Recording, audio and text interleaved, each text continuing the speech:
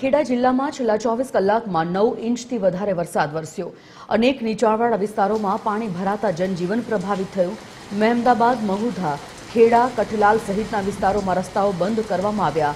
સિંહુંજ નવા ગામથી ડોલપુરાને જોડતો રોડ પર વરસાદી પાણી ભરાઈ ગયા છે અને વરસાદી માહોલમાં ટ્રેક્ટરમાં અવરજવર કરવા સ્થાનિકો મજબૂર બન્યા છે। સંવાદદાતા ભાવિના દરજી ફોનલાઈન પર જોડાઈ ગયા છે। ભાવિના, શું પરિસ્થિતિ છે મધ્ય ગુજરાતમાં, ખાસ કરીને ખેડાની જો વાત કરવામાં આવે તો સ્થાનિકોને કેવી તકલીફ આ વરસાદના કારણે?